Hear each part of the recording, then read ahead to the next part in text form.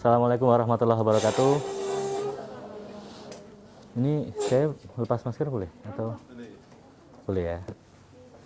Oke, saya takutnya kalau di kedokteran nggak boleh lepas masker. Dan tempat ini adalah tempat yang tidak pernah saya bayangkan sebelumnya ya. Saya baru pertama kali mengisi di laboratorium. Bayangan saya itu udah auditorium gitu kan, atau apa ruang meeting gitu kan, udah mau teriak-teriak saya kan. Tapi wah begitu masuk, wah ini kayaknya kenal ruangan ini. Ternyata 6 tahun yang lalu saya pernah ke sini gitu. Nah, saya ke sini bimbingan sama Dokter Hengki. Gitu, bimbingan KKN ya dulu ya. Oke. Apa namanya? Oh ya, hari ini sebelum ke sini tadi saya sempat berdebat dengan ibu saya gitu kan. Karena nonton berita kebetulan ada berita tentang kematian seorang santri di Tangerang gitu kan, karena penganiayaan gitu oleh temannya gitu. Nah, ibu saya kan, wah terus apa bedanya pesantren dengan pendidikan-pendidikan yang lainnya gitu kan, ibu kan biasalah mengkritisi kan ibu-ibu kan.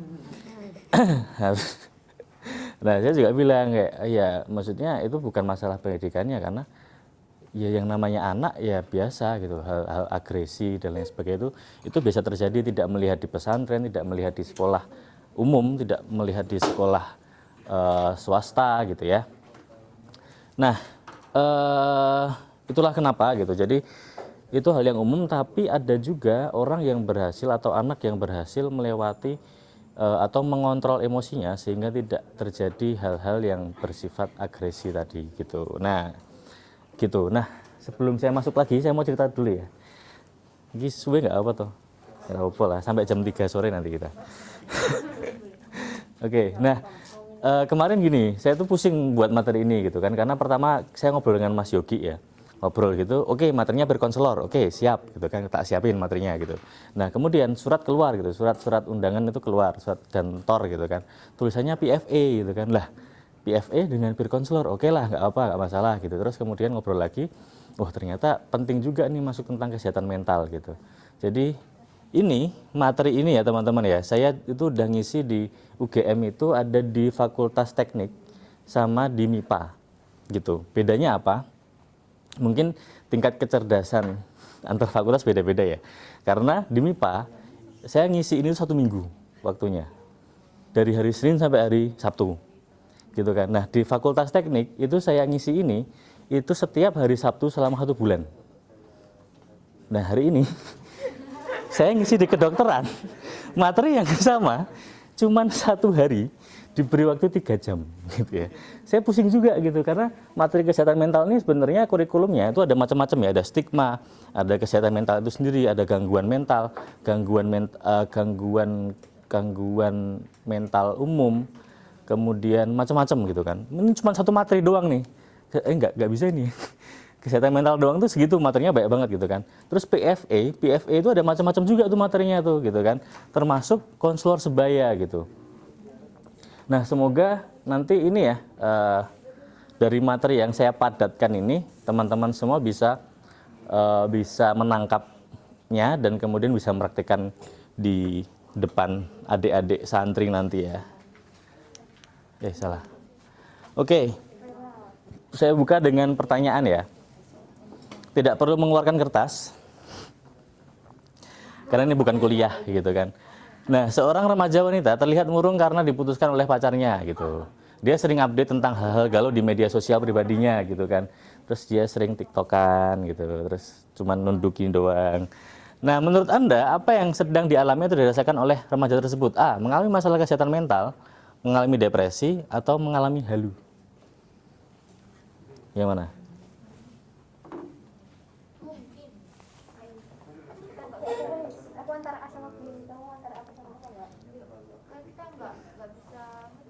Kenapa? Nggak bisa ngejudge, oke, nggak bisa ngejudge. Ada yang mau ngejudge? Tapi kalau ngejudge paling yang A.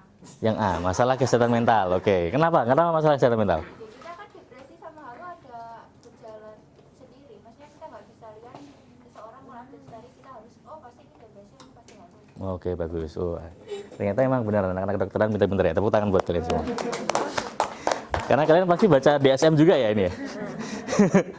Oke, nah terus selanjutnya Kasus kedua, seorang remaja laki-laki 22 tahun asal Pandeglang pulang kampung sudah lebih dari 3 bulan, padahal dia sedang koas di Sarjito.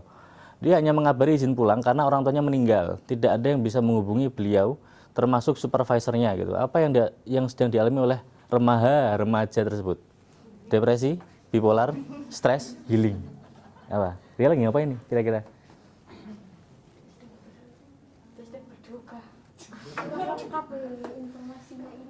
Kalau berduka kan biasanya kalau di desa-desa itu 3 hari ya.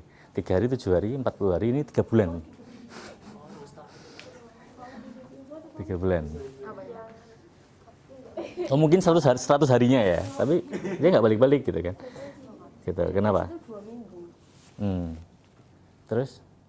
Berarti kok depresi 2 minggu harusnya. Kalau udah 3 bulan berarti jangan-jangan dia udah nggak ada sekarang. Informasinya kurang lengkap, bagus. Oke, nah maksudnya apa? Saya pengen teman-teman itu mengetahui dulu hari ini kesehatan mental kan lagi booming gitu ya. Nah banyak orang-orang itu terus membuat diagnosis sendiri, gitu kan. Seperti aku lagi depresi, aku butuh healing, aku butuh gitu kan. Kayak ngerjain tugas gitu, ngerjain tugas, terus kemudian dia lagi nggak mood gitu kan, terus dia aku sedang depresi, aku butuh healing. Terus dia keluar nggak tahu kemana, ngabisin duit. Itu dengan alasan seperti itu gitu. Makanya teman-teman harus tahu konsep-konsep yang ada dalam kesehatan mental gitu. Gitu. Berkenalan dengan kesehatan mental dan gangguan mental. Ini sama apa beda? Kesehatan mental, gangguan mental sama apa beda? Beda ya? Beda ya? Beda lah. Yang satu sehat, yang satu gangguan kok. Kan beda kan? Iya, beda jelas. Nah, tapi apa yang buatnya berbeda gitu. Kalau saya tanya, masalah kesehatan mental dengan gangguan mental itu sama atau beda? Masalah kesehatan mental dengan gangguan mental itu sama atau beda? Beda kayaknya. Saudara? Oh, sepupu kayaknya ya, sepupuan mereka. Gitu. Bapak? Ibunya? Oh, satu ibu beda bapak gitu. Oke, nah kita kenalan dulu ya sama namanya kesehatan mental gini ya. Teman-teman udah ngambil kuliah psikologi ada nggak sih? Nah, definisi kesehatan jiwa menurut WHO itu adalah sehat jiwa itu ini ya, dapat memetakan dan mengembangkan potensinya gitu. Teman-teman tahu nggak potensi kalian apa? Saya jadi dokter itu, iyalah kayak kedokteran itu, ada yang jadi perawat, ada yang gitu. Cuman potensi itu apa sih potensi? Tahu nggak? Pernah mendalami tentang potensi? Ada yang pernah tes bakat? Pernah ya? Terus hasilnya gimana hasilnya? Lupa ya? Jadi artis gitu mungkin nggak? Oh enggak ya? Oke, nah potensi itu sebenarnya ini lebih ke ini ya, SWOT gitu kan. Strength, weakness, opportunity, and threat. Gitu ya. Jadi kekuatan kita, kelemahan kita, kemudian kesempatan apa yang kita miliki, kemudian ancaman-ancaman apa yang itu bisa membuat potensi kita tertutup gitu. Nah, kemudian yang selanjutnya adalah sehat jiwa itu dapat menghadapi stres atau tekanan hidup sehari-hari, teman-teman.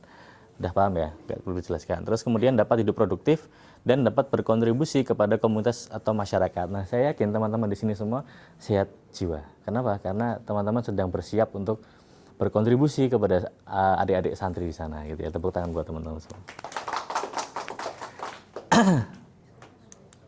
Nah, ini ya. Jadi tadi ya, perbedaan bukan konsep, siapa yang namanya? Kecilan. Nggak bisa baca. Coba maju ke depan aja kalau misalkan terganggu. Nanti tak bacain sih sebenarnya. Nah, pertama adalah kondisi no distress atau no problem atau disorder, tidak ada gangguan, tidak ada masalah. Life is enjoy gitu kan.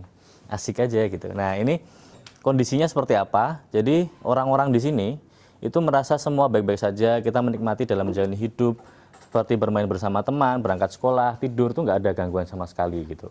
Nah, kemudian orang-orang yang ini itu lebih banyak daripada yang di atasnya seperti itu, nggih. Jelas ya. Kenapa ini bentuk segitiga? Karena ini juga termasuk dalam populasinya gitu. Gitu, semakin ke atas semakin sedikit gitu. Nah, terus kemudian naik ke atas gitu. Itu adalah mental distress. mental distress ini apa? Yaitu permasalahan sehari-hari yang membuat kita kesal, khawatir, seperti tugas presentasi di depan kelas, terus kesalahpahaman dengan teman, ban bocor saat kita sedang terburu-buru gitu. Jadi menurut kalian mental distress itu bisa dialami semua orang nggak? Bisa nggak? Bisa ya? Bisa ya? Soalnya sehari-hari. Soalnya sehari-hari, benar sekali, pintar. Oh, kayaknya bisa nih sehari nih, anak-anak pintar-pintar semua Kak. Oke, ya benar ya. Jadi mental distress itu bisa dialami oleh semua orang gitu ya. Yang namanya stres itu kan ada dua ya, tahu ya? Eustress sama distress gitu kan. Nah, jadi ternyata dalam hidup ini juga saya baru tahu setelah saya kuliah di psikologi, yang namanya stres itu tuh berguna buat hidup kita. Jadi nggak apa, I'm stressed, I'm happy. Oke, terus kemudian, nah kalau permasalahan ini tuh apa ya, kemudian mulai mengganggu atau terjadi terus-menerus, misalkan emosi gara-gara banyak bocor saat buru-buru. Setelah itu dia ke kampus, ketemu temennya, dia marah-marah lagi. Terus dia ke kantin, pesenannya lama, buatinya dia marah-marah lagi. Nah, ada kemungkinan dia untuk masuk ke dalam fase berikutnya, yaitu mental health problem gitu. Nah, ini biasanya itu terjadi kalau seseorang itu mengalami kejadian yang serius gitu. Jadi bukan kalau ada orang datang ke teman-teman terus aku mau serius sama kamu, nah bukan, itu tidak akan mengalami masalah kesehatan mental ya. Nah, terus seperti meninggalnya orang tua, kemudian perceraian dan lain-lain gitu. Nah, hal itu membuat kita sulit tidur, kemudian emosi menjadi labil dalam waktu yang lama. Kalau saya tanya, meninggalnya orang tua itu bisa dialami oleh semua orang tidak? Bisa. Berarti semua orang mengalami masalah kesehatan mental dong? Kenapa? Kalau enggak kenapa? Karena threshold-nya mungkin beda-beda. Apa? Threshold kesedihannya antar satu orang dengan yang lain beda. Oke, kesedihannya satu orang dengan orang lain beda-beda gitu ya. Jadi kesedihannya, tingkat kesedihannya yang berbeda. Iya, threshold buat mencapai dia. Apa ya? Adaptasi. Oke, bagus. Oke, ya jadi benar ya. Sebenarnya bukan tingkat kesedihannya, karena yang namanya tingkat kesedihan itu semua orang sama. Orang yang ditinggal pergi orang tuanya itu pasti sedih, dan kita nggak tahu kesedihannya seberapa. Cuman yang membedakan adalah tadi ya, adaptasi. Di psikologi dikenal dengan istilah namanya coping strategi. Tahu ya? Tahu kan, coping strategi itu ada macam-macam nih. Nah, cuman karena satu hari jadi saya nggak jelaskan. Oke, coping strategi itu ada problem focus coping, ada emotion focus coping gitu ya. Jadi dia mau, tadi kayak misalkan ada quiz tadi ya, dia 3 bulan itu mungkin dia beneran healing dia mungkin, karena dia menggunakan emotion focus coping gitu. Jadi dia ingin menenangkan dulu perasaannya, baru kemudian dia menyelesaikan lagi kuliahnya gitu. Tapi ada juga yang dia langsung tipikal yang problem focus coping gitu. Masalahku tuh apa sih?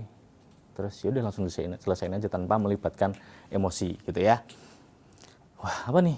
Izin Anda diperlukan. Wah, saya tidak izinkan. Mental disorder atau mental illness gitu ya. Nah, untuk yang satu ini gitu, ini jangan macam-macam, jangan main-main teman-teman. Tadi udah ada yang banyak yang benar ya. Yang namanya depresi itu tidak bisa kita judge sendiri gitu. Halusinasi apalagi gitu kan. Atau apalagi ya, schizofren gitu. Kalau teman kita ngobrol sendiri, ternyata dia lagi teleponan sama pacarnya tapi kita nggak tahu kan. Terus kayak wah, jangan-jangan dia mulai berteman dengan yang tidak terlihat, jangan-jangan dia mengalami schizofren gitu. Nggak mungkin ya gitu, karena ini harus membutuhkan diagnosis dari tenaga profesional gitu, seperti psikolog atau psikiater gitu ya. Nah, karena teman-teman tadi kan udah ngobrol sama dokter Henggi juga ya, katanya partisipan dalam program hibah ini kan anak dan remaja gitu kan, usia SMP sampai SMA. Ini saya akan menyampaikan tentang masalah kesehatan mental anak dan remaja di Indonesia. Oke, masalah kesehatan mental itu, sebelum masuk ke sana, saya jelaskan dulu masalah kesehatan mental ya. masalah kesehatan mental itu dipengaruhi oleh biologis, psikologis, sosial itu. Nah, itu nanti menyebabkan apa namanya? Intinya tuh gabungan-gabungan itu tuh menyebabkan beberapa permasalahan gitu ya. Gitu. Jadi kalau ada masalah biologis dengan psikologis gitu nanti masalah kesehatan mentalnya itu biasanya temperamennya tidak stabil, kemudian IQ-nya rendah gitu. Nah, kalau ada masalah sosial, misalnya dia dibully, kemudian dia merasa rendah diri gitu kan, dia akan menyebabkan anak ini menjadi trauma gitu-gitu. Ini masalah kesehatan mental. Nah, selanjutnya adalah tekanan psikologis atau psychological distress tadi ya. Oke. Jadi yang namanya sehat dan sakit dalam kesehatan jiwa itu bukan kalau kita sehat itu belum tentu kita tidak ada masalah. Gitu. Artinya kita ada masalah, tapi kita bisa aja sehat. Kalau di fisik kan enggak ya, yang namanya sakit ya sakit aja kan, nggak mungkin sehat gitu kan. Kayak gitu. Nah, tapi kalau di dalam psikologis, secara kejiwaan gitu, yang namanya sehat dan sakit itu nggak jelas batasnya. Gitu. Tingkat tekanan psikologi sendiri bergantung pada situasi dan persepsi individu terhadap situasi tersebut. Gitu ya. Oke ya. Nah, ini dia. Ini contoh-contoh tekanan psikologis pada anak dan remaja. Biasanya penyebab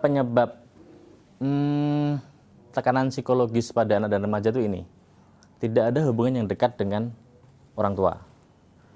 Gitu ya. Waduh. Saya sudah dipanggil-panggil.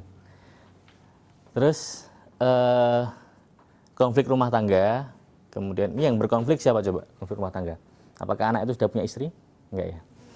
Ya orang tuanya ya antar anak dengan orang tua gitu, ini berkonflik lah rumah tangga mereka gitu. Kemudian perpisahan, kehilangan, pengalaman kekerasan ya, fisik, seksual, emosional. Kemudian kondisi fisiknya gitu, sakit, apakah ada disabilitas atau tidak. Selanjutnya adalah bencana alam, terus perasaan tidak berdaya akibat peristiwa di sekitarnya, bullying, permasalahan dengan teman, ini banyak sekali terjadi ya. Kemudian tekanan untuk menjadi yang terbaik atau sempurna gitu. Kemarin ada di psikologi ada kasus, tapi udah menyebar belum ya? Ada kasus bunuh diri gitu di psikologi. Nah ternyata setelah didiskusikan gitu kan dengan tim, itu karena dia bedanya mahasiswa sekarang sama mahasiswa zaman dulu ya, zaman saya ya. Itu apa ya? Orang-orang tuh kayak ngerjain tugas tuh ya udahlah sekenanya aja lah gitu. Yang penting ngerjain, yang penting ngumpulin dapat nilai gitu kan. Syukur-syukur lulus gitu kan. Tapi ternyata enggak. Anak-anak sekarang di psikologi ya, itu mereka memiliki keinginan untuk do the best gitu. Jadi mereka merasa stres kalau misalkan tugasku ini enggak bagus. Kenapa? FK juga gitu ya? Gitu. Tapi pas saya diskusikan itu kayak wah lucu sekali anak-anak zaman sekarang ya. Bukan lucu sih, emang harusnya seperti itu. Cuman kan jadi masalah kalau misalkan mereka itu berupaya menjadi yang terbaik dan harus gitu. Kalau misalkan gagal mereka akan merasa hidupnya tuh hancur. Gitu. Nah, terus kemudian ada kejadian tidak kami harapkan di fakultas kami sendiri yang kemana-mana kita ngomongin kesehatan mental ternyata mahasiswanya seperti itu. Gitu kan. Oke, nah terus komunikasi yang penuh dengan komentar negatif atau kritika. Nah ini hari ini sering terjadi ya. Teman-teman punya Instagram, punya TikTok, punya apa lagi? Shopee. Loh Shopee itu bener-bener stres loh Shopee loh kalau jadi penjual. Kalau misalkan kita jadi penjual terus kita ngirim barang terus dikata-katain di komentar itu stres banget loh. Serius, temanku ada yang dia jualan tanaman gitu kan. Jualan tanaman, tapi yang beli itu juga nggak kira-kira gitu kan. Nah, dia jualannya di Banyumas, dikirimnya ke Jakarta gitu. Ya lumayan sih, dan itu tanamannya gede katanya. Terus di komentar dia di bintang 1 terus dikata-katain gitu. Terus dia stres. Serius, jangan jualan, bukan jangan jualan sih. Oke. Nah, jika mendapatkan perhatian, empati, pemahaman dan dukungan, anak yang mengalami tekanan psikologis akan dapat melewati tekanan psikologis tanpa terluka. Gitu. Mereka pun bisa semakin matang dan kuat gitu. Jadi luka itu nggak masalah teman-teman, sakit itu nggak masalah, karena sakit dan luka itu akan mendewasakan kita. Seperti halnya COVID gitu kan, kalau kita udah pernah kena COVID kan kita kan menjadi resisten dengan virus itu gitu kan, ya sama gitu. Nah ini, pecah ternyata gambarnya. Menurut DSM-5 2014, gangguan mental dan usia pertama kali muncul gejala. Bisa terbaca nggak ya? Sorry, aku tadi nutupin di sini enggak ya? Nih, usianya berapa? 15 ya? 15 tuh biasanya ada bulimia nervosa. Tahu nggak bulimia nervosa? Tahu ya, gitu. Kenapa kira-kira terjadi sama remaja? Ini bodinya saya. Wah, benar sekali. Body shaming gitu kan. Terus lihat drakor, aduh kok cantik-cantik banget nih, apa oni-oninya gitu kan. Terus akhirnya dia ini melakukan bulimia gitu. Terus kemudian schizofren tuh juga sudah mulai di usia 15 loh. Bipolar, terus kemudian depressive disorder, anoreksia nervosa gitu. Ini nih ya, obsesif kompulsif, bahkan dia sudah mulai di usia berapa? Sekitar 6 tahun gitu. Gitu ya. Kalau ADHD dan autism itu memang ada faktor tertentu yang itu memang dari anak-anak udah ada muncul seperti itu. Kemarin katanya ada yang menemukan kasus kecemasan, enggak ya? Ya, Ada di di santri. di santrinya ya. Oh, Iya, itu. kenapa kok bisa menyebabkan itu cemas? Karena bukan cemas sih, apa ya? Lebih khawatir, bukan khawatir. Lebih ke minder. Awalnya dari minder, terus ngerasa kayak semakin kesini semakin takut mau ngapa-ngapain, takut bahkan mau gerak aja kayak mau ngelakuin ini, takut di komen kayak gini, di komen itu. Berarti dia cuma di kasur diem aja kalau takut gerak. Kurang produktif. Oh, kurang produktif. Oh, oke. Berarti masuk tadi ya, berarti tidak memenuhi syarat kesehatan jiwa menurut WHO tadi ya. Itu kan tidak produktif, tidak berkontribusi gitu kan. Oke. Tapi memang gitu sih. Kemarin kami melakukan riset nasional gitu, survei kesehatan mental nasional sama UNICEF dan Kemenkes. Itu memang banyak kasus kecemasan terjadi pada anak usia remaja. Gitu. Itu baru dirilis kemarin gitu.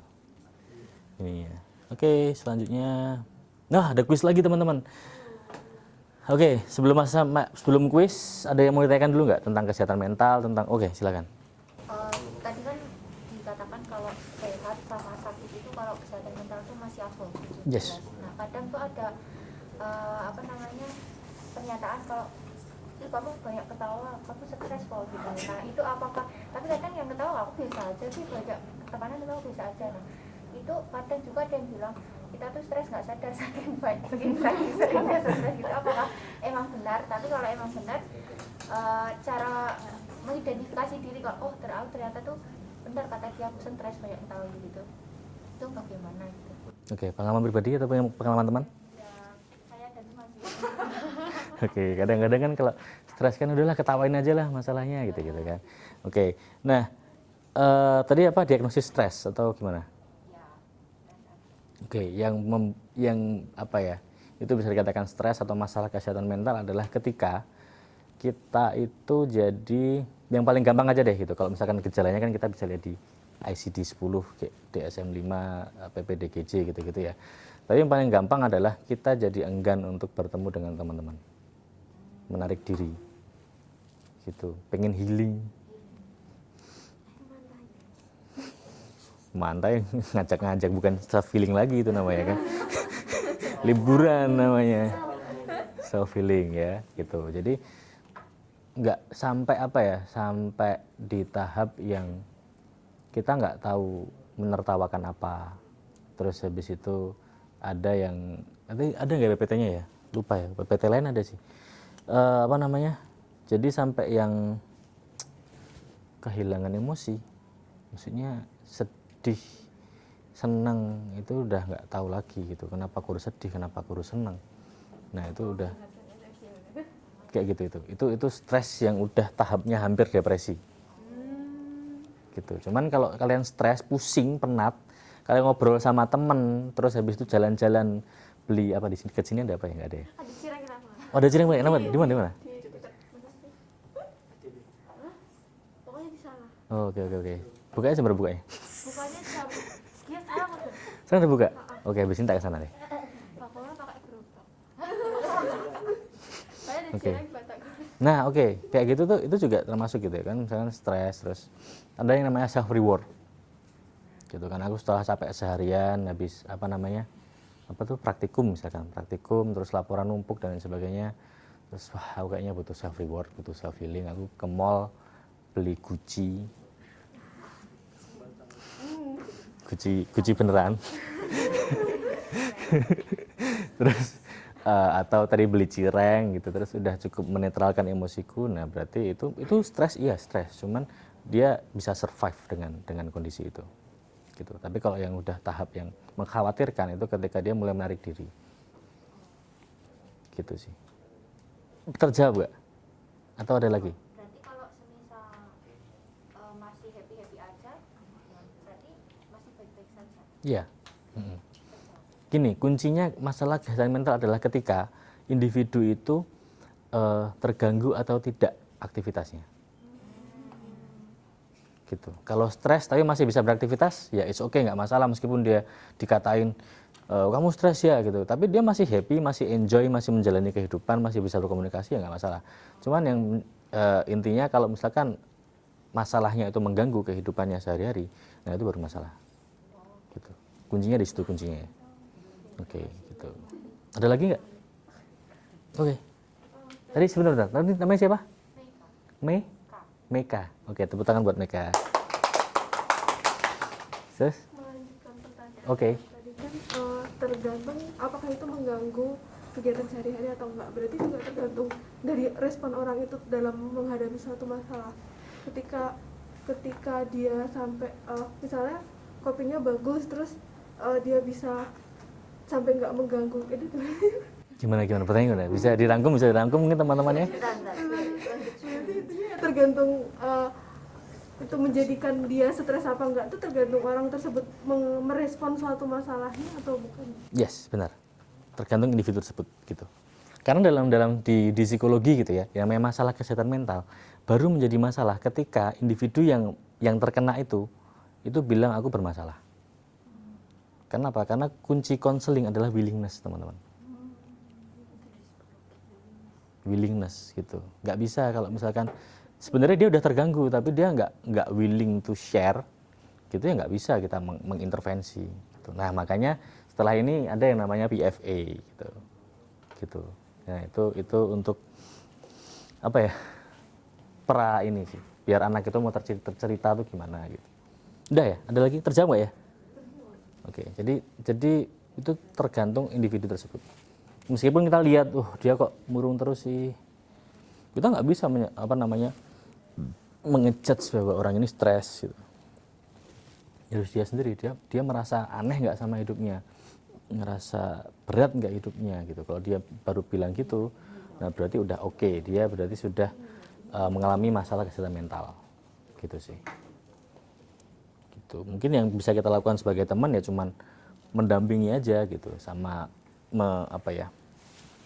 mengingatkan gitu tentang apa yang dia rasakan seperti itu gitu ya. Ada lagi nggak?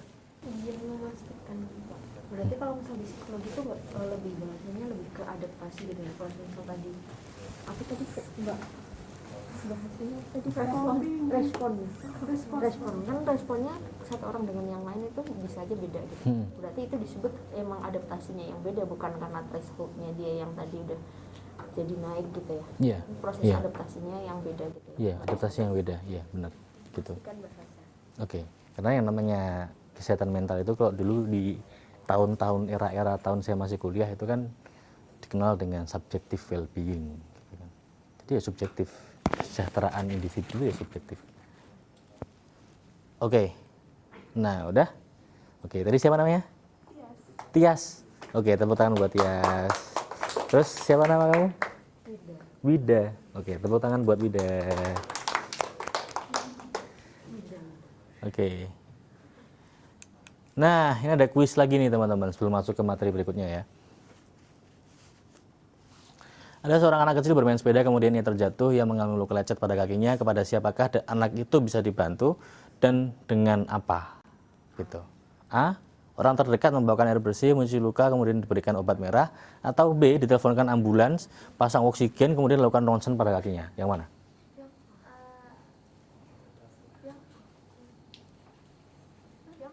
Yang A. lecet pada Kalau cuma kakinya. lecet, Lecet aja, kakinya lecet aja. Yang A. Yang A. Kenapa? pertolongan pertama ya kayak gitu. Oke. Pertolongan pertama kayak gitu ya? Iya. Oke, bagus. Sama, seperti di psikologi juga gitu, di kejiwaan itu juga sama. Kalau kita cuman stres, kita bisa langsung ke psikolog atau ke psikiater gitu.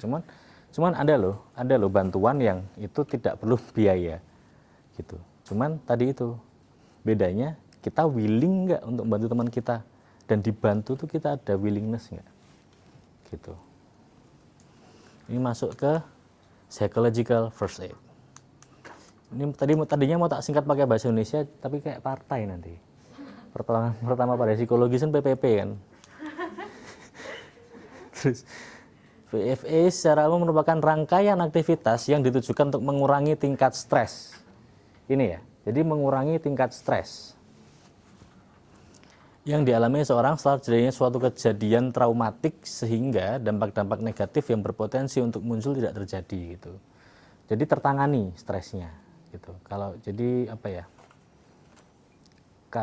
misalkan terluka gitu kan, sobek gitu. Kalau misalkan tidak ditangani, nanti mungkin nggak ada kotoran gitu-gitu kan mungkin kan ya. Terus nanti jadi parah sakitnya kan bisa jadi ya. Saya nggak tahu loh, soalnya saya bukan orang kedokteran kan. Bener ya?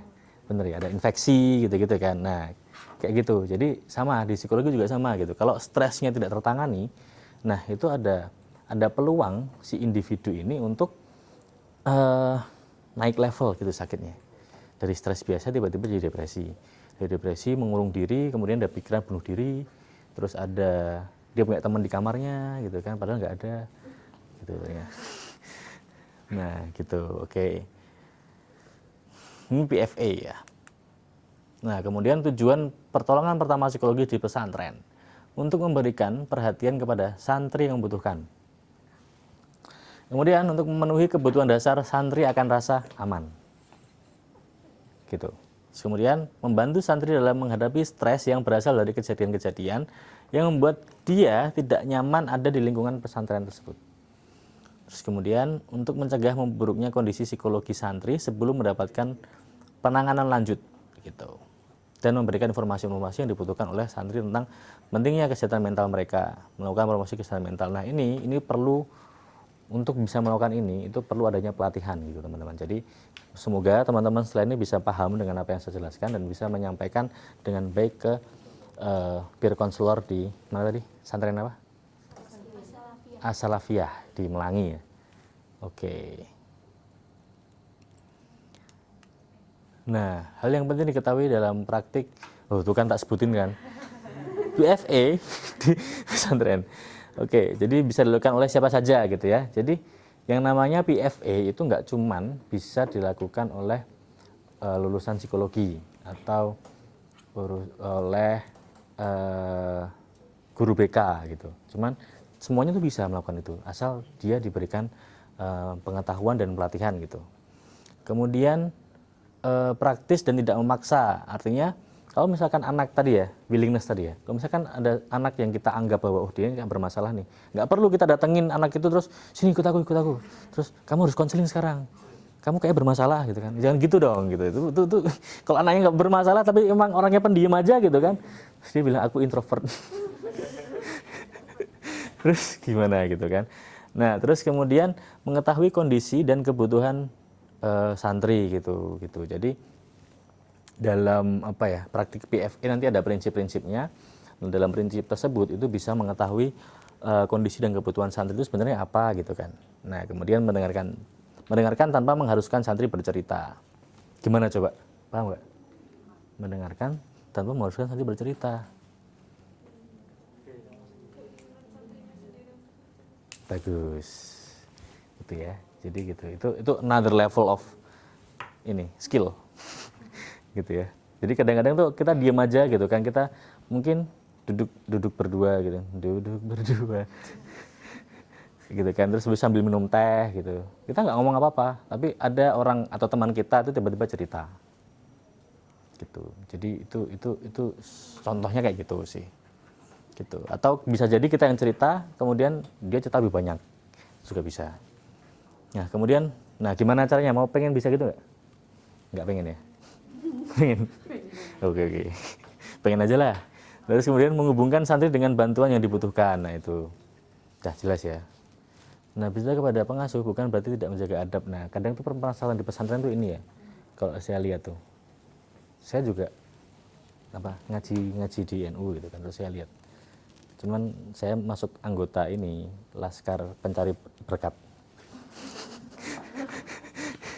Enak-enak ngaji nih, itu kan dapat makanan gitu ya. Nah jadi santri-santri itu kan kadang kalau sama pengasuh atau apa gitu kan, ini banget ya, menjaga adabnya itu kan sangat-sangat kuat gitu kan. Terus sampai yang diem gitu, mobilnya kiai lewat aja dia juga dini gitu, kayak kita tuh nggak tahu sebenarnya dia tuh lagi apa sih gitu kan. Nah ini itu bisa apa ya, jangan-jangan diam-diam dia kencing di celana enggak gitu ya. Nah ini perlu di ini sih, maksudnya harus dibedakan gitu. Perlu mungkin besok ada penelitian tentang revitalisasi adab itu seperti apa di pesantren gitu ya. Apa ya, gitulah. Nah deteksi dini gitu. Ada yang namanya dini? Kita deteksi bersama-sama. Perhatikan warning sign, tanda peringatan yang muncul. Pertama, kenaikan kekhawatiran yang tadi kalian temukan atau ketakutan terhadap diri sendiri dan orang lain. Satu itu. Kemudian tidak biasa cengeng. Kemudian mudah marah, murung gitu. Terjadi perubahan perilaku gitu. Ini dilihat dari tingkat aktivitasnya. Kemudian kemarahan, penarikan diri, misalkan dulu dia suka voli gitu kan, tiap hari Rabu ikut voli gitu. Nah dari intensitas dia ikut voli mulai berkurang.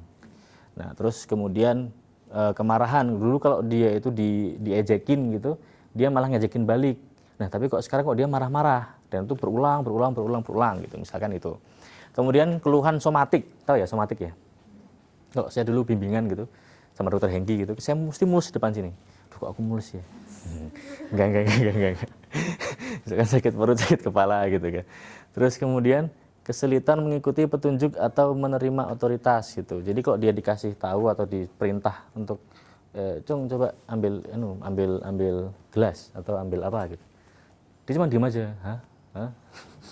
atau dia pergi malah ngambil kursi misalkan. Nah, terus habis itu mimpi buruk atau kenangan buruk di siang hari. Wah, saya nggak tahu ini, soalnya kan mimpi kan urusan kita masing-masing gitu ya. Terus kemudian penurunan kronis dalam kinerja sekolah dan menyelesaikan tugas. Intinya dia bermasalah dengan penyelesaian tugasnya dia di sekolah atau di pesantren gitu. Kemudian meningkatnya masalah dengan teman sebaya atau berinteraksi dengan orang lain. Jadi susah buat komunikasi dengan diri kita, dengan temannya gitu. Masalah tidur jelas, tapi ini susah dideteksi ya masalah tidur ya. Kalau pesantren bukannya tidurnya malam-malam ya? Iya. Rata-rata kayak 6 jam atau kurang dari 6 jam. Gitu ya. Oke. Hafalan gitu ya. Oh, di kelas tidur ya? Oh, berarti itu sehat itu berarti. Kalau di kelas tidur berarti malah sehat. Nggak apa-apa, di-manage aja berarti kalau di kelas tidur. Terus menghindari situasi yang membuat siswa teringat pada masalah yang dihadapi. Gitu, paham nggak maksudnya? Paham kan? Menghindari situasi yang membuat siswa teringat pada masalah yang dihadapi. Artinya, kalau dulu dia pernah kebakar tangannya, terus tiba-tiba ada orang nyalain kompor, nah dia pergi gitu. Gitu. Kalau misalkan ada orang pernah sakit hati dengan cowok gitu, nah terus dia menghindari dekat dengan cowok. Gitu. Terus kemudian meningkatnya perilaku yang membahayakan, apa nih? Contohnya apa? Syafham, terus ada lagi? Melukai orang lain. Bisa jadi, asal jangan melukai hati orang lain ya, kasihan. Terus konsumsi narkotika atau alkohol. Terus kemudian muncul pikiran-pikiran tentang kematian atau perasaan ingin menghilang gitu. Wah, kayaknya aku hidup udah nggak berguna lagi nih di dunia ini. Gitu kan. Ini beda dengan tasawuf ya, hati-hati. Beda dengan tasawuf, teman-teman. Beda, jangan. Aku kayaknya mau ketemu dengan Tuhan habis ini gitu. Ya kalau wali ya apa gitu, tapi kan dia kan bukan wali gitu kan. Masalahnya. Terus wali murid ya. Terus, nah ini yang tadi saya bilang ya. Ini penata laksanaan bahasa Inggrisnya apa ya? Kenapa saya artikan ini ya, lupa saya. Oke, PFA gitu. Yang pertama, look, listen, and link gitu. Tapi sebenarnya kayaknya ada yang baru lagi, cuman saya belum upgrade gitu. Look, listen, and link. Lihat gitu. Periksa keamanan. Putar pakai ini ya, baju security. Bukan. Periksa adanya kondisi gawat darurat, periksa orang dengan reaksi stres yang sangat serius gitu. Nah, itu cuman lihat doang gitu. Kita amati teman-teman kita, coba saling tengok satu sama lain, ada perubahan nggak? Kalau yang dulunya suka pakai baju warna gelap, sekarang jadi cewek kue gitu ya. Wah, jangan-jangan dia lagi jatuh cinta nih atau sebaliknya gitu. Terus kemudian dengar gitu kan, mendekati orang-orang yang membutuhkan bantuan dengan membangun rapport dan mendengarkan aktif, reflektif, dan empati. Paham nggak masih? Membangun rapor tuh gimana? Ada nggak, pernah nggak teman-teman tuh menemui, ketemu sama orang gitu kan, nggak kenal awalnya gitu, cuman waktu ngobrol pertama tuh langsung asik gitu. Pernah ya. Nah itu yang namanya bangun rapor tuh itu. Dari rapor itu tadi bukan ada nilai matematika di sini ya, adanya kepercayaan gitu. Jadi aku percaya sama orang ini nih, asik nih orangnya nih. Terus jadi membuat aku bisa cerita apa aja ke orang ini gitu. Nah itu raport gitu, membangun raport gitu. Dengerin gitu. Nah kemudian tanyakan mengenai kebutuhan dan kekhawatiran mereka gitu. Nah kalau sudah terbangun raport, ini apa aja itu mesti next step-nya itu pasti ya bisa tertangani gitu, atau si orang ini bisa bercerita gitu. Tapi beda sama gendam ya.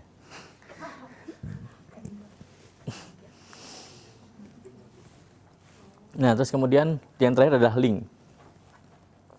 Kalau kalian udah bisa mendengarkan, terus tahu kebutuhannya apa, gitu, dan ternyata kalian tidak bisa menyediakan bantuan, gitu kan.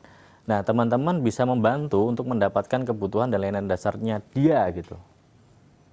Gitu, misalkan kangen dengan ibunya. Gitu kan. Ada yang ini orang-orang rantau ada nggak di sini? Oke, sedang rindu dengan orang tua kalian. Mau pulang? Orang mana? Kamu orang mana? Banjarnegara. Oh, Banjarnegara. Kok nggak ngapak? Pertanyaan ditanyakan sama orang. Oke. Oh. Oke. Nah, gitu misalkan rindu sama ibunya gitu. Nah, kita bisa bantu karena kok kita nggak mau jadi ibunya dong kalau dia rindu sama ibunya kan. Iya kan? Kita bisa bantu buat sebentar ya tak pinjemin HP misalkan, atau intinya biar dia bisa menghubungi ibunya gitu-gitulah. Terus bantu untuk mengatasi permasalahannya, berikan informasi hubungan dengan keluarga dan bantuan sosial. Nah, ini nih. Ini materi yang konselor sebaya itu sebenarnya materinya praktiknya itu ada banyak banget gitu. Dari materi keterampilan dasar konselor sebaya gitu. Itu 1 hari. Terus habis itu ada listening skill, itu 1 hari.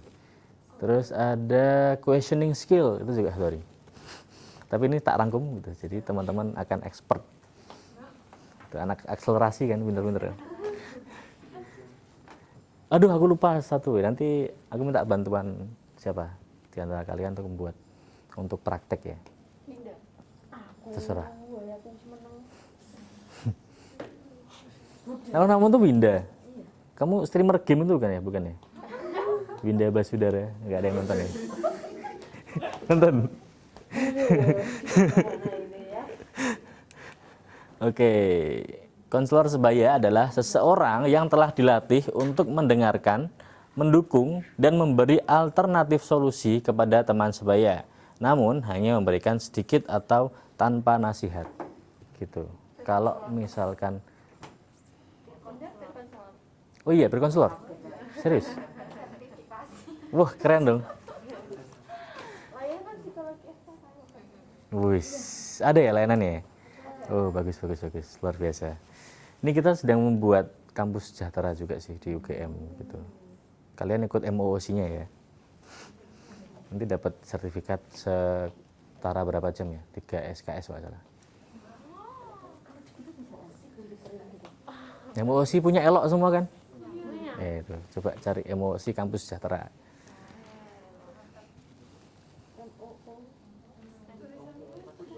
Kampus sejahtera. Gitu. Masif online something course. Apa sih? Aku lupa singkatannya.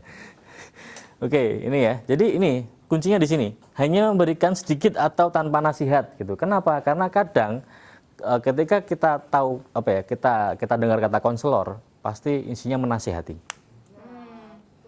Atau guru-guru BK gitu. Yang kita nakal aja enggak gitu kan.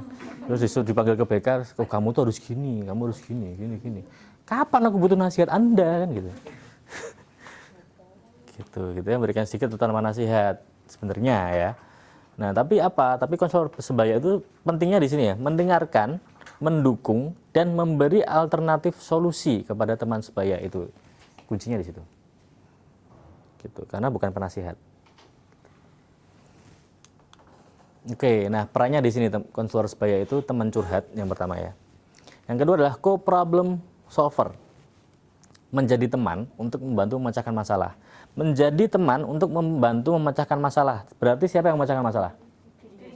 Dirinya sendiri, bagus. Terus kemudian yang terakhir adalah gatekeeper, gitu, mendeteksi teman yang membutuhkan bantuan. Wah, jangan-jangan habis ini dia mau pingsan nih, gitu ya. Atau wah jangan-jangan kayaknya nggak bisa lagi tertangani nih orang ini, harus dibawa ke psikiater, harus dibawa ke psikolog gitu kan. Gitu. Mungkin harus dibawa ke dokter Hengki untuk dicek patologi anatominya gitu. Gitu. Halo dok, aman ya dok? Terus, nah kemudian ini ya, prinsip tolong menolong. Seseorang yang datang meminta tolong ketika sedang dalam situasi bermasalah yang tidak dapat mereka tangani sendiri gitu. Jadi kalau ada orang minta tolong, itu pasti dia ada di situasi yang ada masalah tapi dia nggak bisa menanganinya gitu. Terus merasa tidak puas dengan kehidupan karena belum mengembangkan kemampuannya. Nah kemudian tujuan dari menolong ini dalam proses konseling bukanlah untuk menemukan solusi atau menyelesaikan sebuah masalah, tetapi untuk membantu konseli. Tahu konseli itu apa? Hah? Yang apa? Ya, yang konseling itu namanya konseli gitu. Kalau yang melakukan proses konseling namanya konselor. Gitu ya, agar dapat mengatasinya lebih efektif gitu. Karena apa? Karena kadang orang itu datang ke kita tuh udah punya solusi sebenarnya. Dia cuma butuh diyakinkan kayak, bener nggak sih kayak gini? Nah, tapi karena kita belum ikut acara hari ini gitu kan. Jadi kita kayak, wah, harusnya kamu gini. Padahal dia udah punya duluan gitu. Akhirnya kan terjadi blocking ya. Blocking kalau, wah, aku nggak akan cerita lagi sama kamu deh. Aku nggak, kamu tuh apa namanya? Omong kosong gitu kata-katamu gitu kan. Nah, itu ya. Terus selanjutnya ini prinsip-prinsipnya gitu, bisa ditulis atau di foto silakan, atau nanti materinya tak sampaikan ke kalian juga, tak kasih kalian juga. Yang pertama, do no harm ya, pastikan tidak akan menyakiti atau membahayakan teman atau memperparah gitu. Jadi kalau misalkan temennya itu lagi kecelakaan di tengah jalan gitu kan, terus jangan dipinggirin di pinggir jurang, itu kan memperparah nanti kan, nah kayak gitu. Jadi pastikan dulu kondisinya tidak membahayakan mereka gitu. Atau benar-benar dijaga agar apa yang kita sampaikan tidak menyakiti hatinya atau merobek perasaannya lebih lebar lagi, karena itu bukan proses operasi teman-teman.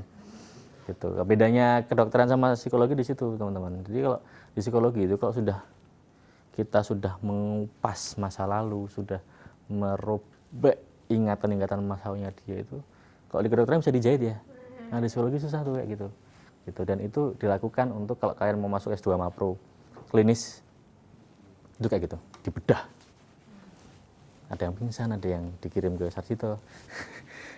Serius gitu. Karena kita harus selesai, yang namanya menjadi psikolog itu harus selesai dengan dirinya sendiri. harus bisa menghadapi masa lalunya, harus bisa menghadapi masalah-masalahnya dan menerima itu semua. Gitu. Berat kan? Berat lah. Nggak apa. Terus tidak terburu menjudge gitu ya, tidak menilai dan tidak memaksakan pemahaman atau kepercayaan kepada konseling. Nah, suatu hari pernah saya punya teman, dia datang ke kafeku, ke kafe saya. Dia itu bilang gini, aku sekarang ateis. Gitu. Dia orang bukan ateis sih, sorry, agnostik. Agnostik, tahu ya bedanya ateis sama agnostik ya? Ada yang tahu nggak? Enggak, kita kalau bagian kayak gitu. Agnostik itu tidak percaya dengan agama kalau nggak salah. Sedangkan ateis itu yang ketuhanan, dia nggak percaya dengan Tuhan lagi gitu. Gitu. Nah terus kalau misalkan tiba-tiba ada temanmu Winda cerita sama siapa Nisa gitu, Nis, aku agnostik sekarang. Terus respon pertama kamu apa Nis? Notot. Langsung astagfirullahaladzim, kamu harus nyebut sebelum kamu diazab gitu kan. Nah ini teman-teman, jadi jangan terburu-buru menjudge gitu, karena pasti ada alasan kenapa dia bisa sampai seperti itu gitu. Itu yang membuat kita itu jadi bisa diterima oleh siapapun sebenarnya. Dan saya juga santai aja gitu, ya nggak apa-apa, emang kenapa kalau kamu agnostik. Dan dia yang bingung malah, wah nggak sampai kayak gitu gitu ya. Jadi dia baru kali ini loh aku bicara kalau aku agnostik dan aku diterima, itu baru kali ini dia bilang seperti itu gitu. Karena ketika dia bilang agnostik ke temennya itu pasti selesai di situ pembicaraan gitu. Nah kemudian ngobrol-ngobrol ternyata ada luka dengan orang tuanya yang selalu memaksakan dia untuk seperti ini seperti itu dengan label agama, terus kemudian dia kecewa dengan agamanya sendiri kayak gitu. Terus habis itu yang ketiga adalah hadir gitu ya, hadir. Kalian di sini hadir gitu kan. Tapi yang beneran hadir siapa di sini? Ada yang mengalami metakognisi atau apa namanya? Multikognisi ya. Dirinya di sini, pikirannya di mana-mana. Gitu kan. Nah, hadir itu menunjukkan bahwa konselor itu mendukung konseli dan peduli dengan konseli gitu. Gitu, saya hadir hari ini. Gitu, padahal saya baru tahu kalau saya ditugaskan ke UGM Residence harusnya hari ini. Makanya tadi cukup berisik HP saya. Gitu, soalnya wah tanda tangannya Dr. Hengki gitu kan. Wah, aku rene wae lah. Nggak kualat nanti saya. Terus habis itu fokus pada tujuan gitu kan. Terus memperbaiki konselor berfokus pada kepentingan dan kebutuhan konseli. Nah, ini ya, yang sulit tuh ini menjadi konselor itu. Ini fokus pada tujuan. Kenapa? Karena orang yang datang curhat ke kita tuh biasanya nggak bisa membaca tujuannya kemana. Benar nggak? Benar. Benar. Contohnya apa? Kalau misalkan tadi dibilang apa tadi, aku apa? Itu aku kan tanya. Aku kayak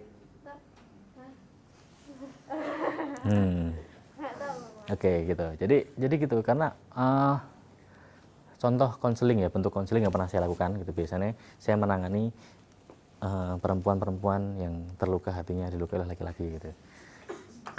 Saya sudah sampai apal bahwa oh ini mesti kayak gini gitu kan. Dia sama gitu kan, dia nangis gitu kan, dia bilang saya masih mencintai cowok saya, tapi kenapa dia tega berselingkuh dengan cewek lain dan lain sebagainya gitu kan.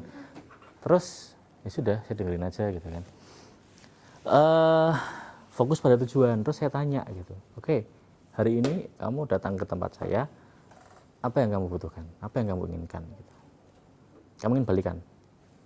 Enggak, saya enggak ingin balikan, tapi kenapa saya tidak bisa melupakan dia gitu kan. Oke, jadi terus saya tanya kan, jadi kamu ingin melupakan mantanmu itu, tapi aku masih sayang sama dia lah, gimana sih? Tak lempar nih gitu kan.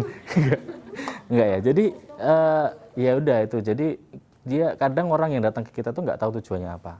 Dia hanya pengen bercerita, dia hanya pengen menangis, dia hanya pengen meluapkan emosinya dia gitu, yang terus kayak tak udar-udar gitu kan. Terus sebenarnya kamu tuh sayang atau marah atau ngapain sih gitu kan? Kalau sayang kamu bahagia dong gitu kan. Harusnya kamu apapun yang dia lakukan ya kamu tetap mendukung dia dong. Kalau kamu sayang kenapa kamu menangis gitu, kamu berarti kan kamu sakit hati sekarang kamu marah sama dia karena ditinggalin, apa perasaanmu sekarang tuh gimana sih sebenarnya? Jadi emosi kan? Enggak. Gitu. Jadi karena nggak jelas gitu, orang-orang yang sedang terluka itu tuh biasanya tidak tahu sebenarnya maunya apa gitu. Nah, tugas kita pertama hanya mendampingi dulu gitu, mendengarkan, kemudian baru mulai untuk mengurai. Kira-kira oh perasaannya ini, masalahnya ini, harusnya gimana gitu. Berprasangka baik gitu ya. Terus penolong yang baik dan berkomitmen. Yang terakhir adalah tulus, hati-hati di jalan. Oke. Gini ya. Jadi jangan jadi konselor yang palsu ya teman-teman ya. Karena ada pernah dulu saya mengamati praktik mahasiswa kan, konseling gitu tuh kayak, gila nih orang nih, kaku banget badannya coy, gitu kan, nggak luwes gitu loh, maksudnya kayak bener-bener yang, oh iya kayak badannya tuh bener-bener kaku gitu loh, kayak lebay banget sih. Oke, tulus ya teman-teman ya. Terus habis itu jangan dibuat-buat gitu. Terus, nah ini penting nih, etika menolong itu menjaga kerahasiaan informasi, menghindari menangani kasus yang di luar kapasitas atau tidak dilatih untuk menangani ini ya. Ini juga ada nih etika menolong tuh ada tuh.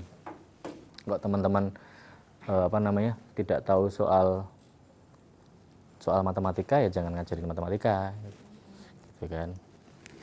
Dan lain sebagainya. Mengenali, melaporkan dan mengetahui cara untuk menangani ancaman terhadap kesejahteraan emosional atau diri, baik yang tersurat ataupun tersirat. Oke, ini kayaknya dibaca aja lah inilah etika itu. Saya belajar kode etik psikologi itu 1 semester. Luar biasa. Keterampilan konselor sebaya. Nah ini kita mulai praktek ya. Mulai praktek. Materi dulu atau ini dulu ya? Oke, materinya dulu aja ya. Yang pertama kesadaran diri. Gitu. Intinya setiap konselor sebaya itu harus menyadari dirinya masing-masing dulu. Kapasitasnya seberapa, kemudian bisa menganalisis hal-hal yang membuat dia menjadi lemah dan lain sebagainya gitu. Kenapa? Karena saya dulu pernah menangani waktu COVID kemarin. Saya ikut tim COVID-nya, tim telekonseling UGM gitu kan.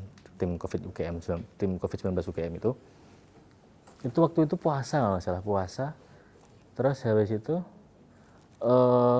sore hari sekitar jam 5-an gitu kan, ada konseli gitu yang mengirimi saya foto. Jadi dikirimin foto, saya itu dikirim foto, kaget aku, lah kenapa nih orang kirimin foto apa nih gitu kan. Nah bodohnya saya adalah tak buka foto nih gitu kan, ternyata dia sedang menyayat tangannya, posisi puasa gitu kan.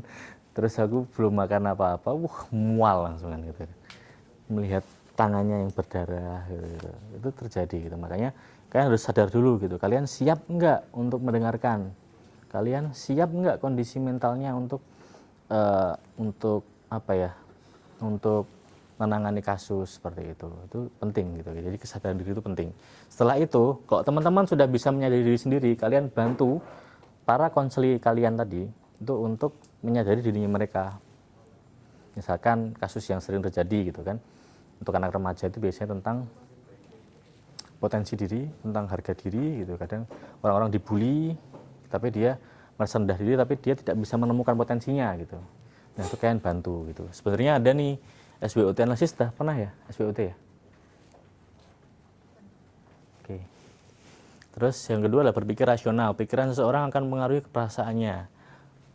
Oke.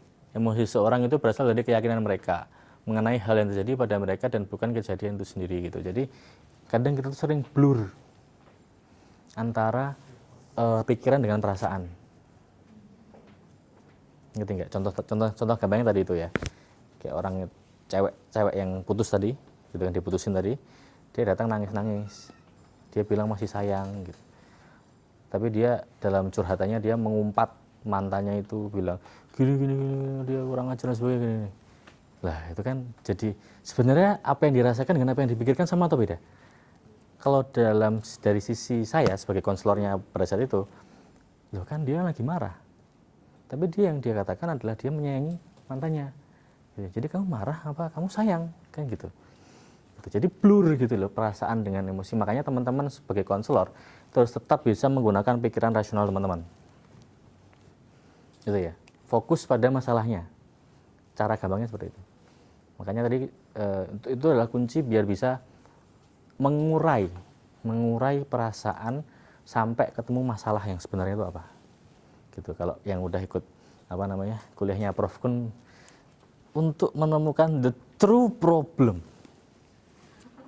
Gitu. Ini ciri khasnya Pak Kun yang kuwi biasanya.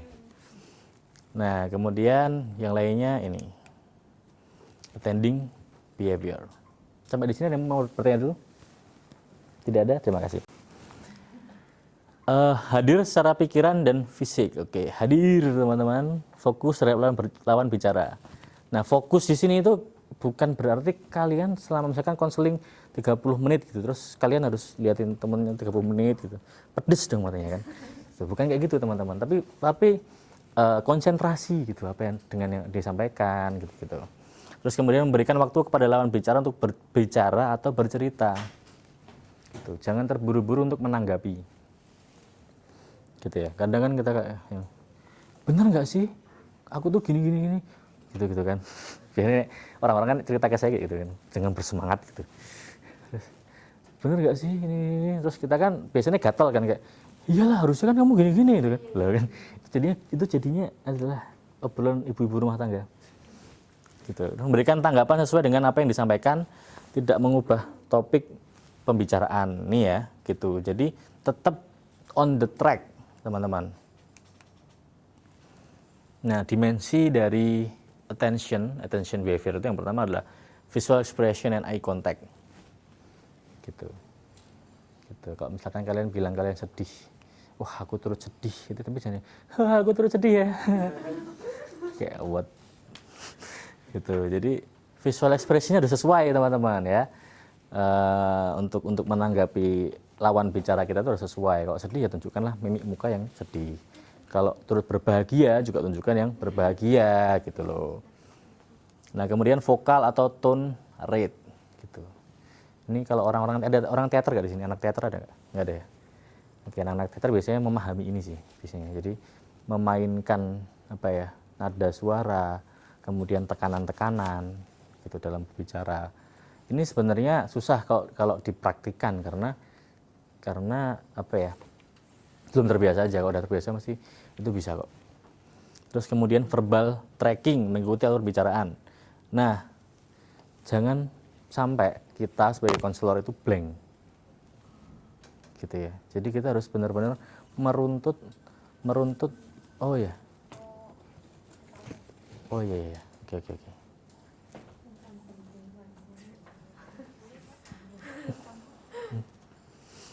Oke, gitu ya.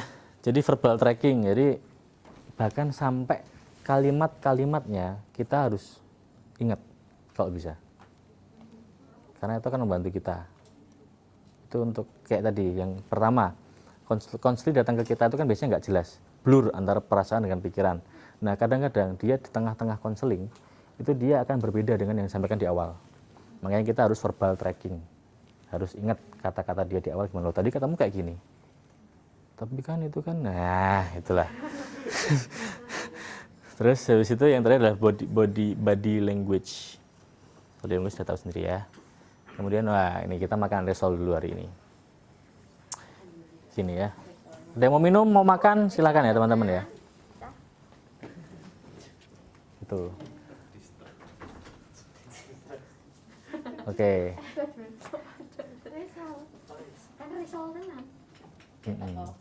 Pas ya. Oke, risol itu yang pertama adalah relax gitu. Jadi santai aja. Jadi jangan ada orang datang ke kalian gitu kan. Aku mau konsultasi sama kamu. Wuh, langsung deg. Oke. Terus eye contact gitu ya. Jaga pandangan mata kita gitu. Jadi harus menundukkan pandangan kayak gitu. Jadi eye contact itu ya kadang-kadang menatap matanya gitu kan kalau untuk hal-hal yang perlu dan penting gitu. Nah, kemudian posisi tubuhnya square gitu. Square itu tahu nggak ya? Square itu kalau gini square bukan? Bukan kan? Bukan. Nah, coba pindah agak miring ke sebelahnya gini, nah kamu terlalu miring, nah gitu, yes. Yang dimaksud square di sini tuh kayak gitu. Jadi apa namanya? Ya gitulah pokoknya. Pokoknya kayak gini lah square tuh. Iya gitu gitu. Gitu. Nah posisi tubuhnya kayak gitu. Terus nanti jaga pandangan mata dan sebagainya. Kenapa? Karena yang namanya konseling tetap harus memperhatikan privacy room. Gitu. Paham nggak? Kalau kamu curhat terus pahamu nemplek. Gitu kan. Itu kan maksudnya ya kalau misalkan itu teman dekat kita, kalau bukan makanya perlu yang namanya privacy room gitu. Dan posisi square itu memungkinkan kita untuk melihat hal yang lebih luas. Orang-orang depresi stres itu nggak boleh konseling di tempat tertutup. Jadi kayak misalkan menghadap tembok gitu, nggak boleh. Dia harus melihat tempat yang luas. Ini konseling ya, bukan terapi ya, konseling. Oke. Gitu. Kalau kalian nanya, apakah saya pernah konsultasi dan konseling? Pernah. Pernah didiagnosis sesuatu? Pernah. Gitu. Jadi makanya apa ya? Ya ini juga selain dari jurnal, dari modul juga dari pengalaman saya sendiri gitu, teman-teman. Oke, terus kemudian open, bahasa tubuh cenderung terbuka dan penuh perhatian gitu. Terbuka tuh gimana? Bukan, jangan gini. Terbuka, eye open gitu ya. Open, gitu. Artinya penuh dengan penerimaan, gitu ya. Jadi bukan yang gini. Ya, atau memalingkan wajah gitu. Jadi terbuka, gitu. Artinya aku siap untuk menerima curhatanmu hari ini. Tapi kamu beliin aku makan dulu. Terus lean gitu kan, pada saat yang tepat tubuh condong ke arah lawan bicara gitu. Mau ada praktekkan dulu condong ke lawan bicara gimana?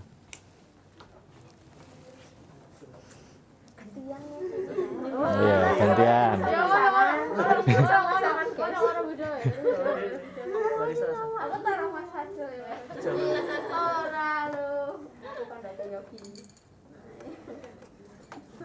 Nah, gimana coba?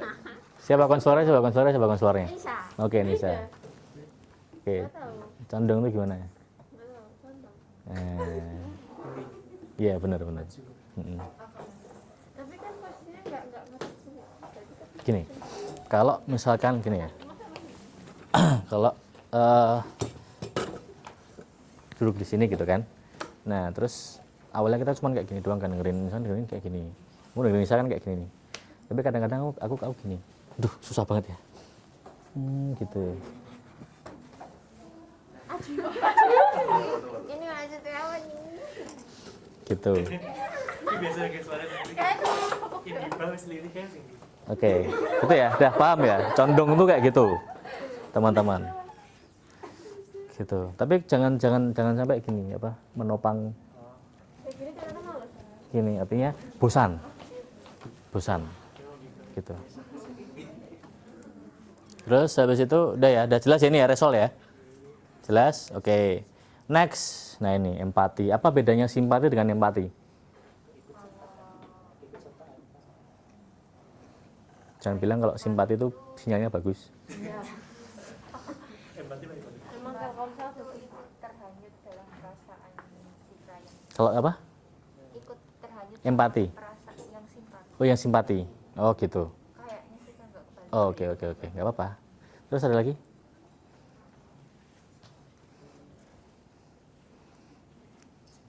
Mungkin ini kalimat-kalimat yang bagi kalian kayak ya udahlah emang kayak gitu aja, nggak pernah dipelajari gitu kan.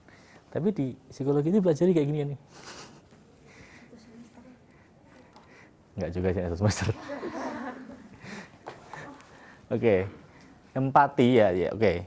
Empati itu adalah kemampuan untuk mengenali perasaan orang lain, penyebab perasaan tersebut, dan bisa terlibat dalam pengalaman emosional tanpa menjadi bagian darinya gitu. Jadi kebalik ya. Kalau simpati itu kayak, aku kasihan nih sama orang ini. Udah, itu aja gitu. Aku bisa bantu apa. Tapi kalau empati, yang namanya empati itu kita bisa benar-benar kayak ikut merasakan apa yang dia rasakan gitu. Tapi tanpa menjadi dirinya loh ya. Ngerti nggak ya? Kenapa? Kalau misalkan kita berempati tapi kita menjadi dirinya, nanti jadi bias. Jadi bias. Karena kita akan mendukung konseli kita kan. Padahal belum sepenuhnya benar, kan gitu. Gitu ya. Jadi empati itu. Seseorang profesional harusnya dapat melihat dengan mata kliennya gitu. Mereka bisa menyeimbangkan dua dunia yang berbeda, yakni dunia klien dengan dunianya sendiri. Gitu. Jadi aku paham nih pola pikirmu kayak gini. Gitu kan. Tapi dunia berkata berbeda gitu kan. Jadi tahu masalahnya itu di mana. Gitu, dan harus seperti apa. Next. Nah, sebelumnya habis ini tuh ada masalah, ada materi emosi juga sih, tapi itu tak lewatin. Terus active listening. Setiap dari kita ingin didengar, setiap dari kita ingin dipahami. Benar nggak? Betul. Betul. Iya, Bu. Ada yang nggak ingin didengar? Ada yang ingin ngomong terus? Enggak ya. Oke. Ini berarti ini benar nih. Terus habis itu, nah inilah apa bedanya mendengar dengan mendengarkan.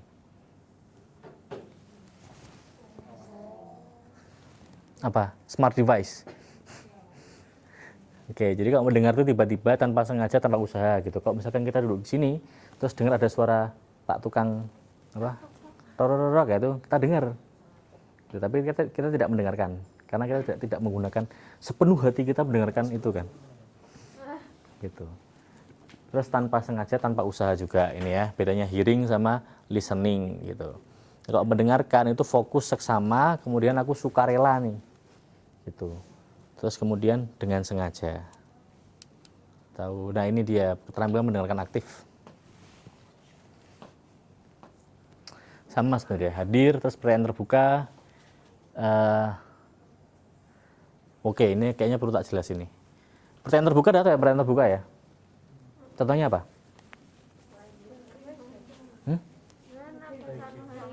Gimana? Perasaan hari ini. Coba aku tanya, gimana perasaan hari ini?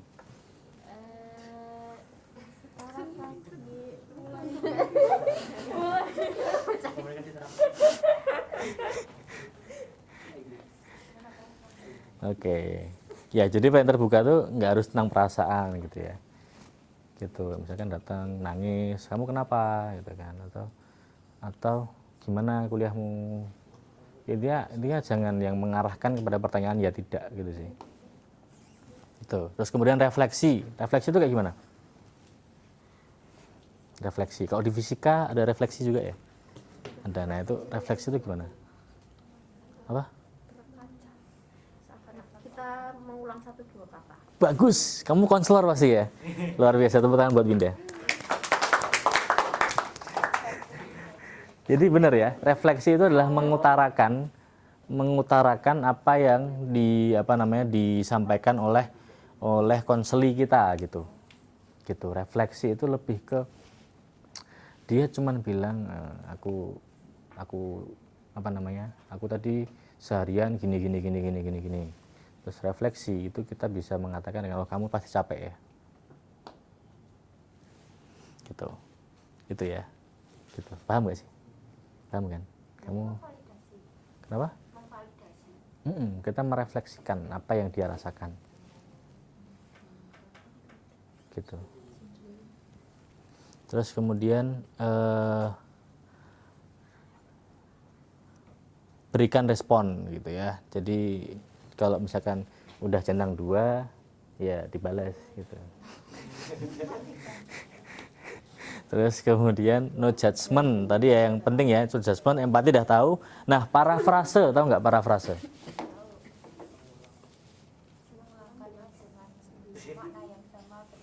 Yes, benar sekali.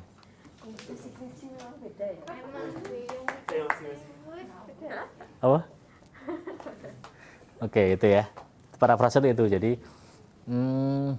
mengungkapkan kembali apa yang disampaikan oleh konseli dengan kalimat kita sendiri. Itu parafrase. Kemudian tidak memotong atau memaksa gitu.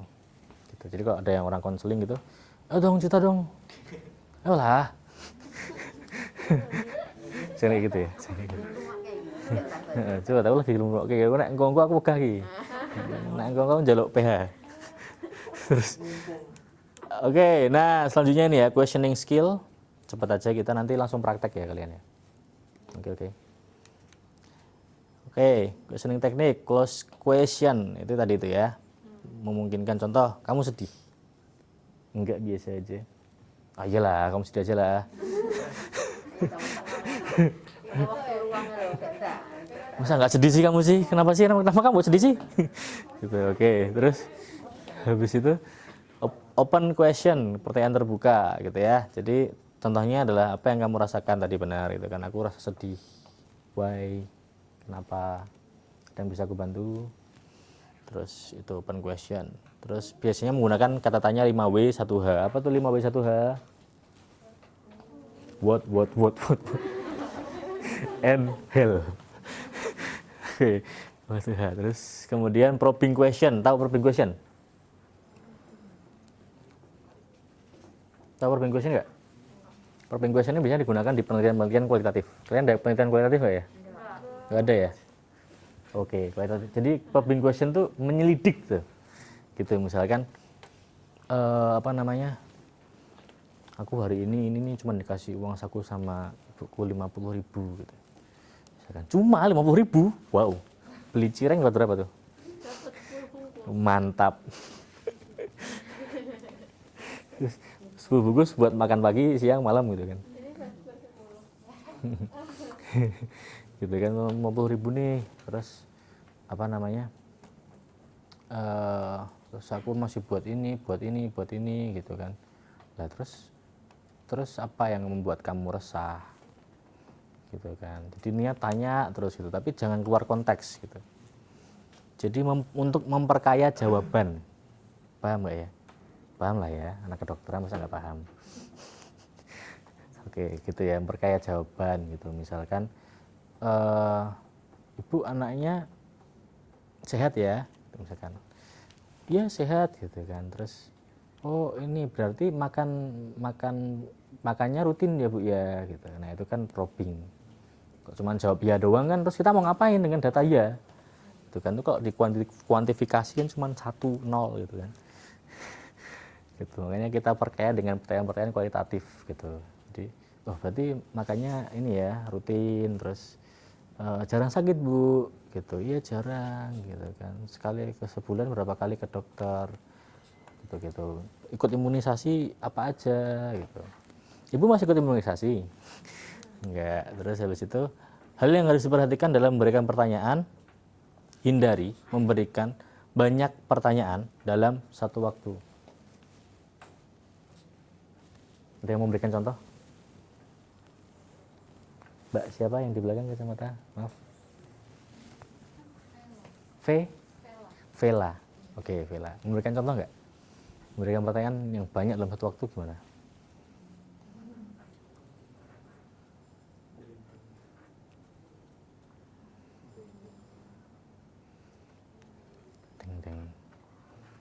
Deng.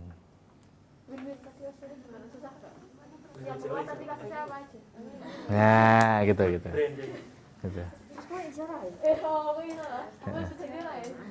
Kayak gitu. Dia tanya terus tapi belum dijawab gitu kan.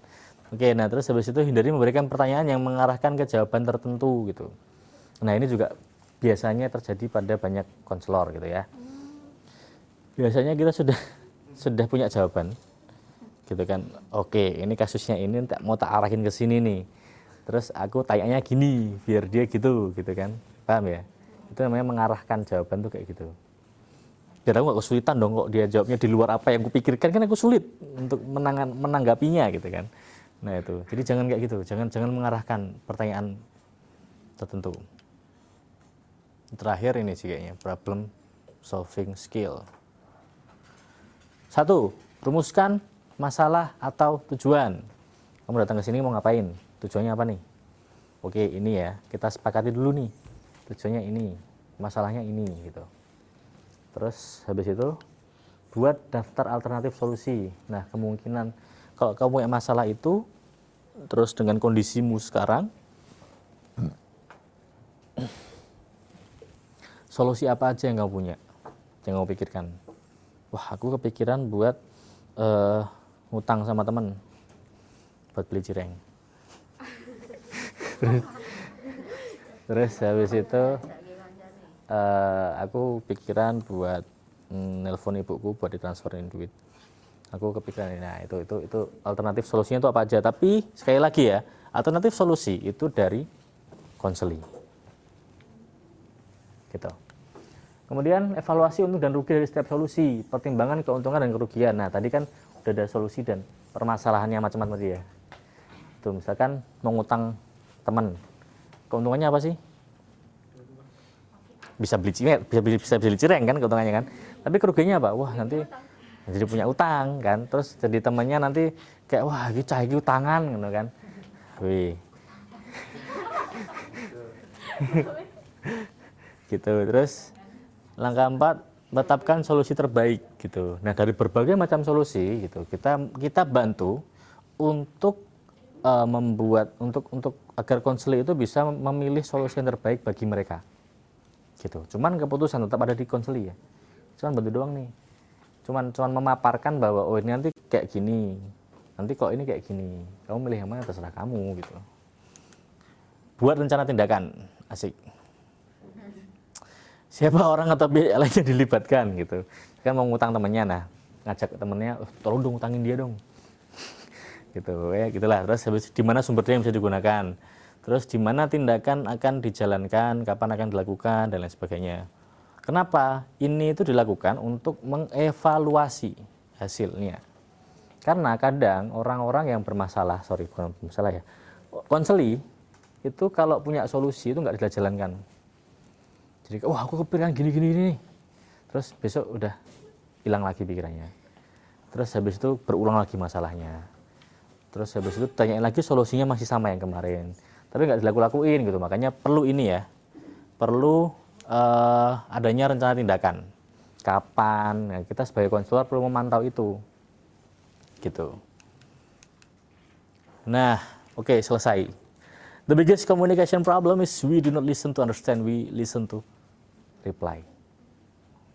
Biasanya konselor itu kayak gitu. Jadi temannya curhat, kita udah siap-siap mau jawab apa nih, tanpa kita mendengarkan dengan seksama. Gitu ya. Oke, sekian dari saya. Udah molor ya, sorry ya.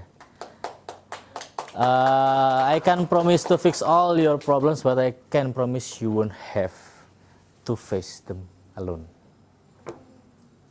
Oke, ini jadi konselor itu bukan seorang penyembuh, teman-teman. Bukan seorang pemecah masalah, tapi konselor sebaya adalah teman yang bisa dan siap mendampingi temannya untuk menghadapi segala macam permasalahan. Gitu. Oke?